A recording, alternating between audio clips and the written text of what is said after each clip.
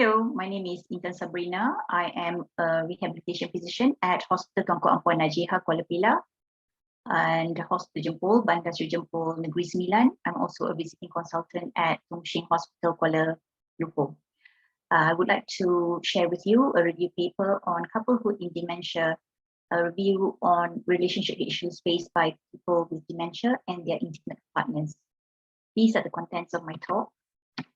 Dementia affects both members of a couple individually as well as a couple in terms of marital cohesion and relationship satisfaction. People with dementia are often thought as asexual beings with no sexual desires and ability to give consent for sexual activities. This often happens when they are in advanced dementia. Caregivers face challenges in dealing with the burden of role reversal, self-esteem, and maintaining relationship in a future of uncertainty. Difficulties in cognitive and communicative abilities, changes in their roles as intimate partners, as well as this sexual dissatisfaction often lead to frustration and misunderstanding between intimate partners. So, what are the definitions of intimacy, sexuality, and couplehood? Intimacy is the state of being close and romantic with someone, and it does not necessarily mean that they have sexual activities or relationship. Sexuality, on the other hand, encompasses gender identity, personality, body image and self-esteem, communication styles, socialization, as well as physical expression, especially how you express yourself sexually. Couplehood, on the other hand, is the state of being a romantic couple. So what are the key dimensions in relationship? According to McGraw-Hill, there are 4 key dimensions of relationships, which are attraction, rapport, bonding, and breadth. So you need to be attracted to someone.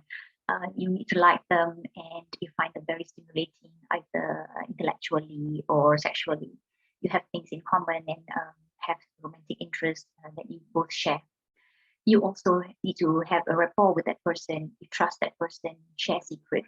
I tell you my secret, you tell me yours. You also put yourself in the person's position and empathize on how they would feel if you were to, cheat on them or have extramarital affairs. Acceptance in terms of you accept the person for who they are, and you respect for their values as well. You also have a bonding, form a relationship and alliance, and exchange aspirations and dreams. And sometimes you have competitive dynamics, and this is more obvious, especially when the more dominant person in the relationship has dementia. So when you have to turn into a caregiver, it sort of challenges your role fulfillment and responsibilities. And the breadth of your relationship, how deep and wide is your relationship, your past, present, and future. So according to Gary Chapman, there are 5 love languages, which are acts of service, gift giving, time, tactile, like hugging, kissing, and having physical and sexual intercourse, and words of affirmation, adoration, praise, as well as appreciation. Some of the sexual behaviors seen in patients with dementia are intimacy-seeking behaviors, such as they want to be close to you, or they actually have overt sexual acts. Some patients have hypersexuality, and this is more seen more in Lewy body, as well as frontotemporal dementia. Increased frequency of sexual activity is also seen in cerebellar atrophy. Apathy is seen in advanced Alzheimer's disease, where they do not respond and have any reciprocal response to your advances. Non-sexual behavior can be just as innocent as dressing up and daydreaming, berangan in Malay.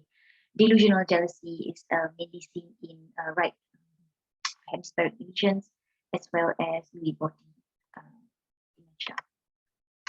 Objective of this review is to see the current literature on relationship issues faced by people with dementia and their intimate partners.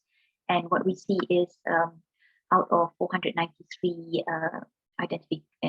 papers identified, only 25 fulfilled the criteria, and 13 were included in this review. Out of the 13 papers, there are 5 main themes, such as roles and responsibilities, decline in relationship quality, changes in self-identity and self-esteem, resilience in the face of uncertainty, and communication and affection expression. So 5 papers discuss on the roles and responsibilities of the caregiver.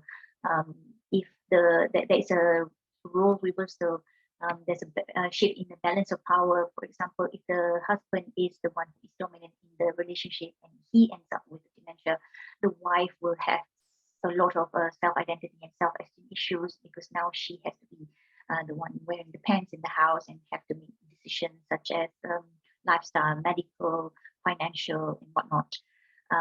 This is also more prominent if there's caregiver burden and the well-being of the intimate partner if she's the only one caring for the demented person.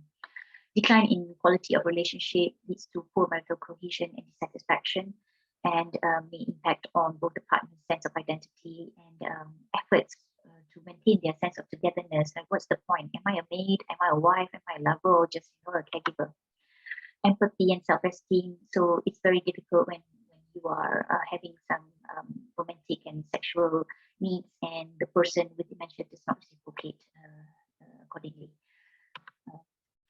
The intimate partner may feel guilty in having such thoughts, and can be perceived as selfish.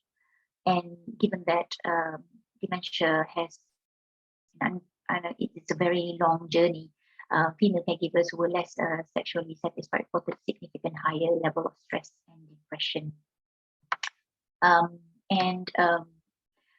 Some of the communicative and affective expression problems faced by patients with dementia is if they have hypersexual behaviors or delusional jealousy, this may be perceived as inappropriate sexual behaviors, especially if they are in nursing homes.